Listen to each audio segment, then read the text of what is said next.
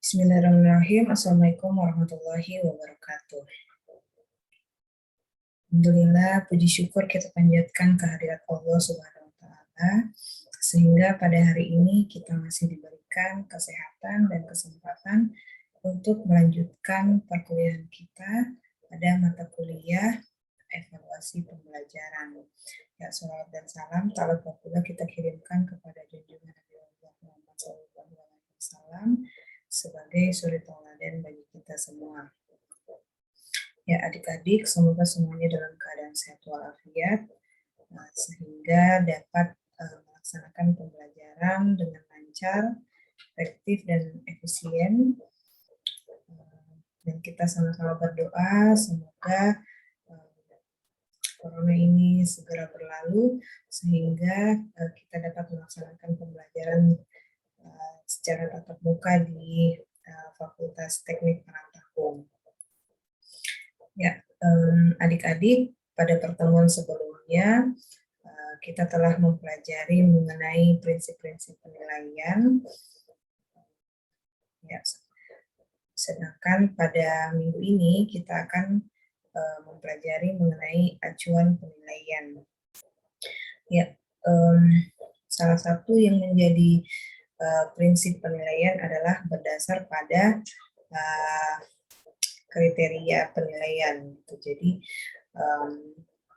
akan kita bahas bagaimana kita menilai berdasarkan acuan kriteria penilaian. Ya, adik-adik silakan mendownload materi hari ini di Zoom. Oke. Saya share screen terlebih dahulu.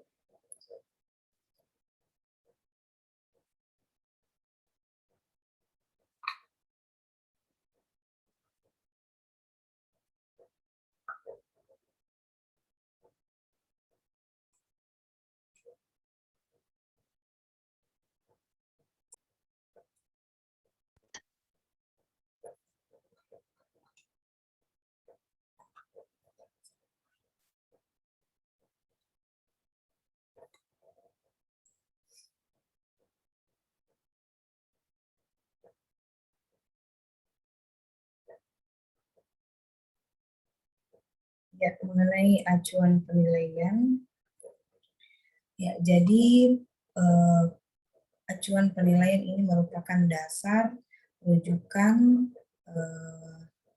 landasan kita dalam memberi penilaian dalam proses evaluasi. Nah, penggunaan acuan penilaian yang berbeda ini akan memberikan informasi yang berbeda pula. Oleh sebab itu, sebelum menggunakan acuan penilaian, terlebih dahulu harus diperhatikan tujuan diadakannya suatu tes. Ya, acuan penilaian. Ya, sebelum kita melakukan proses evaluasi, terlebih dahulu kita harus melakukan pengukuran. Ya, kita sudah mempelajari sebelumnya bahwa komponen evaluasi itu ada tes, pengukuran, penilaian, dan evaluasi ini merupakan suatu kesatuan. Ya, jadi pada saat kita melakukan proses evaluasi, kita melakukan pengukuran terlebih dahulu dengan alat tes yang disebut alat ukur yang disebut dengan tes. Hasil pengukuran ini menggambarkan derajat kualitas, kuantitas, dan eksistensi dari keadaan yang diukur. Itu kalau dalam pembelajaran yaitu peserta didik. Namun hasil pengukuran ini belum memiliki makna apabila belum dibandingkan dengan suatu acuan atau bahan pembanding gitu. Jadi setelah kita melakukan pengukuran, yang kita lakukan adalah penilaian. Nah, bagaimana kita memberikan penilaian? Ini ada acuannya atau bahan pembandingnya. Proses pembandingan inilah yang disebut dengan proses penilaian. Terdapat dua pendekatan yang berlaku dalam penilaian hasil belajar, yaitu yang pertama penilaian acuan norma yang disingkat dengan PAN, dan penilaian acuan patokan atau yang biasa disebut dengan atau disingkat PAP, biasa juga disebut dengan penilaian acuan kriteria. Ya, kita akan membahas masing-masing dari jenis penilaian acuan ini. Ya, yang pertama penilaian acuan norma. Ya, jadi penilaian acuan norma ini merupakan penilaian yang dilakukan dengan mengacu pada norma kelompok atau nilai-nilai yang diperoleh siswa ini atau peserta didik dibandingkan dengan nilai-nilai siswa lain dalam kelompok atau misalnya kelas tersebut. Gitu. Jadi dengan kata lain, penilaian acuan norma ini merupakan sistem penilaian yang didasarkan pada nilai sekelompok siswa dalam suatu proses pembelajaran sesuai dengan tingkat penguasaan pada kelompok tersebut. Gitu. Jadi penilaian acuan norma ini didasarkan pada di perbandingan nilai peserta didik dengan nilai peserta didik dalam kelompok. Gitu. Jadi artinya pemberian nilainya mengacu pada perolehan nilai atau skor dalam kelompok tersebut atau dalam suatu kelas. Gitu. Jadi dalam hal ini norma berarti kapasitas atau prestasi kelompok. Gitu. Sedangkan kelompok yang dimaksud adalah semua siswa yang mengikuti tes tersebut, dapat itu berupa satu kelas, satu sekolah, satu rayon, satu provinsi, dan lain sebagainya. Jadi penilaian acuan norma ini caranya yaitu dinilai seorang siswa dibandingkan dengan prestasi atau kapasitas atau penguasaan pada suatu kelompok atau kelas. Nah, penilaian acuan norma juga dapat dikatakan sebagai penilaian apa adanya. Nah, yang berarti bahwa acuan pembandingnya semata-mata diambil dari kenyataan yang diperoleh atau rata-rata simpangan baku pada saat penilaian dilakukan dan tidak dikaitkan dengan pengukuran lainnya. Adapun tujuan dari penilaian acuan norma ini dimaksudkan untuk menunjukkan kedudukan peserta didik atau peringkat dari peserta didik dalam kelompoknya atau dalam kelas tersebut. Bukan untuk mencerminkan kemampuan atau penguasaan peserta didik tentang materi pengajaran yang diteskan gitu. Jadi tujuan penilaian ini untuk mengetahui kedudukan peserta didik atau peringkatnya atau posisi atau kemampuannya dalam suatu kelompok gitu. Jadi bukan untuk mengetahui kemampuan atau penguasaan peserta didik terhadap materi yang diajarkan pada suatu pembelajaran. Jadi misalnya contohnya penilaian acuan norma ini di dalam kelas misalnya mata pelajaran matematika, peserta tes terdiri dari 9 orang mendapatkan skor mentah dengan yaitu 50, 45, 40, 35, 35, dan 30. Nah, jika menggunakan penilaian acuan norma ini, maka peserta dengan tes yang mendapatkan skor tertinggi, yaitu 50, ketika dilakukan penilaian, maka mendapat nilai tertinggi yaitu misalkan kita mengacu pada rentang 0 sampai 10, berarti yang mendapat skor tertinggi 50 itu mendapat nilai 10 setelah dikonversi. Sedangkan mereka yang mendapat skor di bawahnya yang 45, 40, 35, dan 30 itu akan mendapatkan nilai secara proporsional yaitu mendapat nilai 9, 8, 7, dan 6. Nilai tersebut diperoleh secara transformasi dikonversi menjadi nilai 10 dengan diperoleh dengan cara bagi skor dengan nilai maksimal, skor yang diperoleh siswa dengan skor maksimalnya dikalikan dengan nilai tertinggi yang kita jadikan patokan gitu. Jadi siswa yang mendapat nilai 50 itu atau skor mentahnya 50, dia akan mendapatkan nilai 10 gitu setelah dikonversi. Sedangkan yang mendapat skor mentah 45, dia akan mendapat nilai 9, yaitu skor akhirnya misalnya. Ya, seperti itu seterusnya. Jadi siswa itu diketahui posisinya bahwa di dalam kelompok, di dalam kelasnya itu siswa tersebut mendapat nilai 9 atau 10 misalnya. Gitu. Jadi dibandingkan dengan kelompok yang bersamaan dilakukan tes. Ya, jadi nilai dari seorang peserta didik dibandingkan dengan peserta tes lainnya. Ya.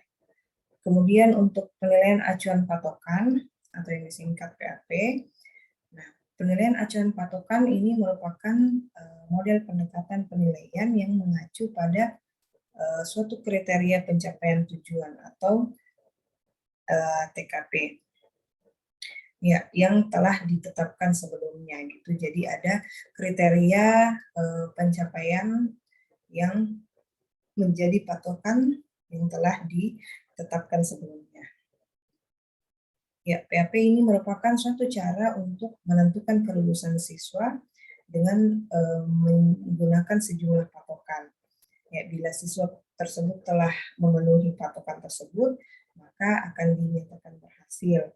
Namun bila belum memenuhi patokan yang ditetapkan, maka akan dikatakan belum menguasai bahan pembelajaran, atau misalnya kita menggunakan istilah lulus dan tidak lulus atau belum lulus. Ya, nilai-nilai yang diperoleh siswa ini dihubungkan dengan pencapaian penguasaan siswa gitu. Jadi kalau tadi penilaian acuan norma itu tujuannya untuk mengetahui posisi atau prestasi atau peringkat siswa dalam satu kelompok. Sedangkan kalau penilaian acuan patokan ini memang tujuannya untuk mengetahui tingkat pencapaian penguasaan siswa terhadap materi pembelajaran sesuai dengan tujuan pembelajaran yang telah ditetapkan.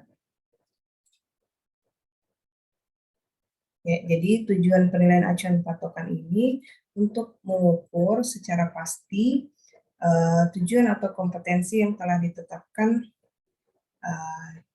sebagai kriteria keberhasilannya. Dengan penilaian acuan patokan ini, apa yang telah dan belum dikuasai oleh peserta didik dapat kita ketahui, sehingga bimbingan individual untuk meningkatkan penguasaan peserta didik terhadap materi pembelajaran ini dapat dirancang oleh gurunya. Demikian pula untuk memantapkan apa yang telah dikuasai. Jadi guru dapat lebih mengembangkan pengetahuan atau kompetensi dari peserta didik tersebut.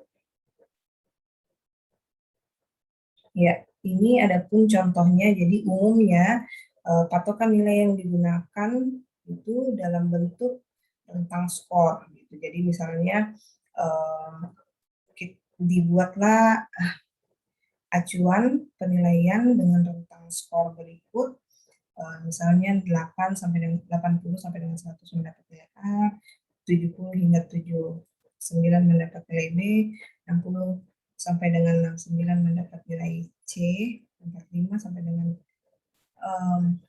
59 mendapat nilai D, dan di bawah 45 mendapat nilai E atau predikatnya E misalnya. Nah, jika kita menggunakan penilaian acuan kriteria, maka langkah pertama yang kita lakukan adalah menetapkan kriteria penilaian yang akan kita gunakan. Nah, pada saat ini digunakan contoh sebagai berikut. Jadi ketika misalnya dilakukan sebuah tes, kita menentukan terlebih dahulu kriteria penilaiannya. Untuk rentang skornya sebagai berikut, dan berikut pula nilai yang diperoleh ketika memperoleh skor yang berada pada kriteria dalam tabel ini. Gitu. Jadi ketika seorang siswa mendapat skor 80 dikonversi sehingga nilai akhirnya yaitu 9, mendapat nilai 9. Ya, begitu pula ketika mendapat nilai atau skor 50 berarti siswa tersebut memperoleh nilai 6. Ya, ini pada penilaian acuan patokan. Jadi ada kriteria yang ditetapkan terlebih dahulu. Berbeda tadi dengan penilaian acuan norma yang berdasar pada atau dibandingkan dengan nilai peserta didik dalam suatu kelompok atau dalam kelasnya gitu. Jadi tidak ada patokan kriteria penilaian yang dibuat terlebih dahulu. Gitu. Jadi dasarnya atau acuannya itu berdasar pada nilai peserta didik dalam kelompoknya. Sedangkan untuk penilaian acuan patokan itu berdasar pada kriteria penilaian yang telah ditetapkan. Gitu.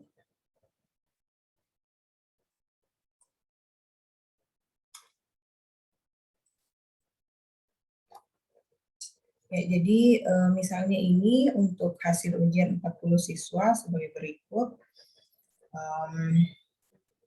Ya, setelah ditetapkan, langkah berikutnya adalah mengkonversi skor, gitu, skor mentah ke nilainya. Misalnya untuk skor mentah 50 dikonversi menjadi 6, ya berdasarkan tadi ya rentang nilai yang rentang skor yang telah dibuat atau ditetapkan sebelum tes dilaksanakan.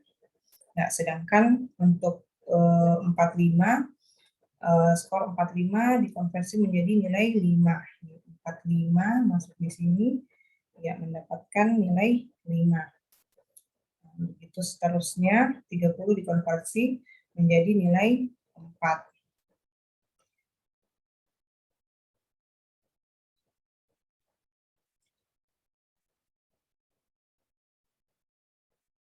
Ya, sehingga perbandingannya kita bisa lihat pada tabel berikut. Ketika kita menggunakan penilaian acuan norma, siswa yang mendapat skor mentah 50 untuk penilaian acuan norma itu mendapat nilai 10 karena yang dibandingkan adalah dengan nilai peserta didik dalam kelompok, nilai mana yang paling tinggi. Ya, sedangkan untuk penilaian acuan kriteria, siswa yang mendapat skor 50 itu mendapat nilai 6. Jadi seperti ini bentuk perbedaannya ketika kita menggunakan penilaian acuan norma dan penilaian acuan patokan. Nah, di penilaian acuan norma ini karena tujuannya bukan untuk mengetahui penguasaan peserta didik terhadap materi pembelajaran, namun bagaimana kedudukannya dalam atau posisi atau prestasi peserta didik dalam kelompoknya. Sedangkan penilaian acuan patokan atau kriteria itu untuk mengetahui penguasaan peserta didik terhadap materi pembelajaran, sehingga dibuat terlebih dahulu patokan penilaiannya atau kriteria penilaiannya. Jadi mencermati tabel berikut tampak bahwa terjadi perbedaan antara informasi yang disajikan oleh penilaian acuan norma dan penilaian acuan patokan. Jadi untuk skor 50 untuk penilaian acuan norma mendapatkan nilai 10, sedangkan penilaian acuan patokan nilai 50 itu atau skor 50 mendapatkan nilai 6. Gitu. Jadi bergantung pada tujuan guru dalam memberikan tes ya, sehingga dapat dipilih penilaian acuannya. Ya, kemudian jenis-jenis penilaian acuan patokan ada yang disebut dengan entry behaviors test. Jadi entry behaviors test itu merupakan suatu tes yang diadakan sebelum suatu program dilaksanakan. Ya, jadi sebelum suatu program atau sebelum pembelajaran di pertemuan paling pertama dilaksanakan, itu dilakukan entry behavior test untuk mengetahui batas penguasaan, pengetahuan, dan keterampilan yang dimiliki oleh peserta didik, sehingga dapat dijadikan dasar untuk menerima program pengajaran yang akan diberikan. Sedangkan pretest yaitu tes yang diberikan sebelum pengajaran dimulai. Nah, ini bertujuan untuk mengetahui sampai di mana penguasaan peserta didik terhadap bahan pengajaran, pengetahuan dan keterampilan yang diajarkan. Sedangkan post-test itu merupakan tes yang diberikan pada setiap akhir program pengajaran yang bertujuan untuk mengetahui sampai di mana pemahaman siswa atau pencapaian siswa terhadap bahan ajar yang telah diberikan pada proses pembelajaran.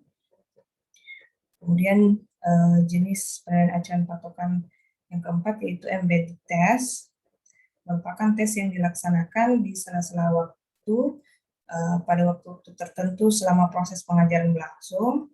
Tujuannya untuk mengetes peserta didik secara langsung sesudah misalnya unit pengajaran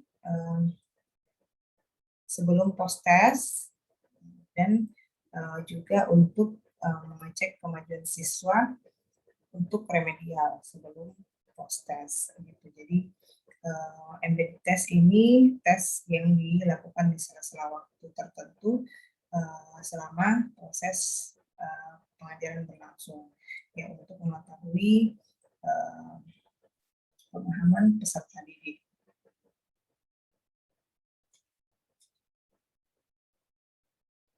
Ya, adapun perbedaan penilaian acuan norma dan patokan, jadi penilaian acuan patokan itu cenderung menekankan pada hal yang dapat dilakukan atau kompetensi dari peserta didik.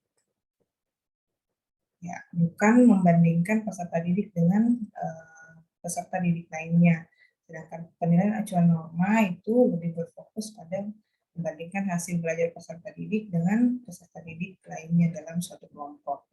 Kemudian kriteria penilaian dalam penilaian acuan patokan itu dicapai peserta didik setelah kegiatan pembelajaran berkaitan dengan kompetensi dasar yang sudah ditentukan. Gitu. Jadi kriteria penilaian pada penilaian acuan patokan itu adalah bagaimana siswa mencapai penguasaan terhadap kompetensi dasar yang sudah ditentukan sebelumnya sebelum memulai kegiatan pembelajaran. Sedangkan penilaian acuan norma, penilaiannya itu biasanya digunakan untuk seleksi atau penilaian akhir belajar, sehingga guru dapat mengetahui kemampuan yang dimiliki oleh peserta didik.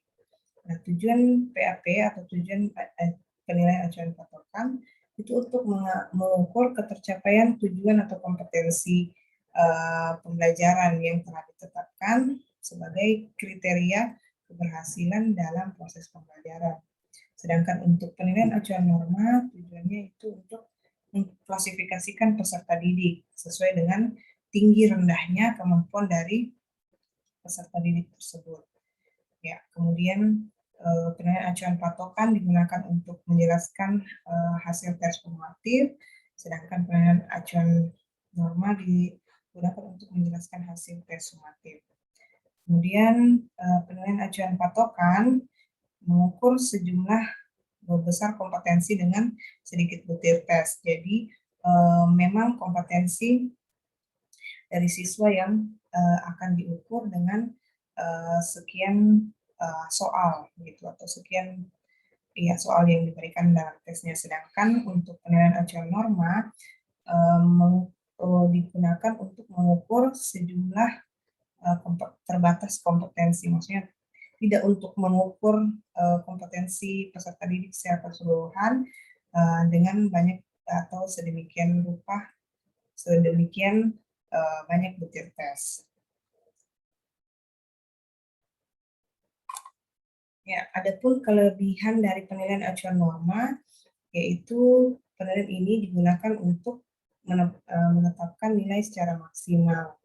Gitu. Jadi siswanya atau siswanya yang mendapatkan nilai terendah pun dapat mendapatkan skor yang rendah pun dapat memperoleh nilai yang maksimal. Kemudian penilaian ini dapat membedakan kemampuan peserta didik yang pintar atau dan yang kurang pintar. Kemudian membedakan kelompok atas dan bawah.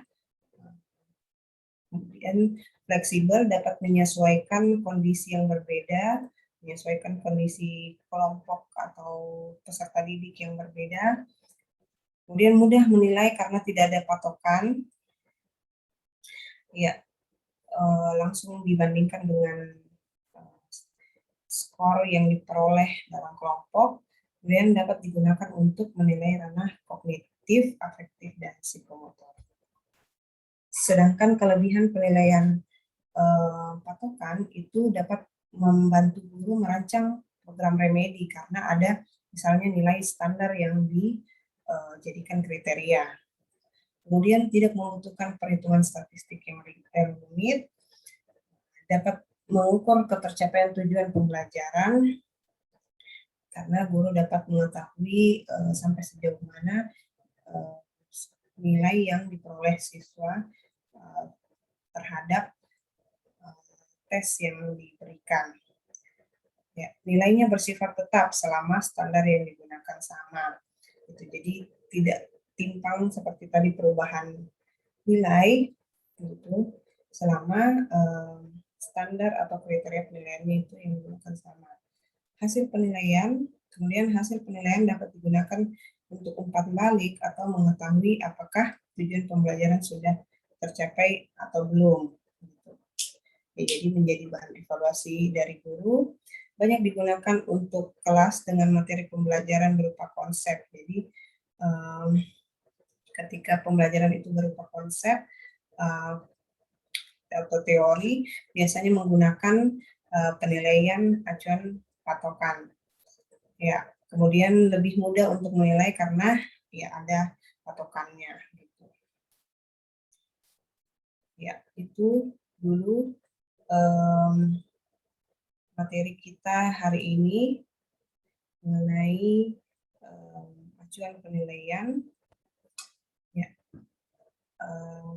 Silakan adik-adik yang masih ada yang belum dipahami, silakan mengirimkan pertanyaannya di grup WhatsApp.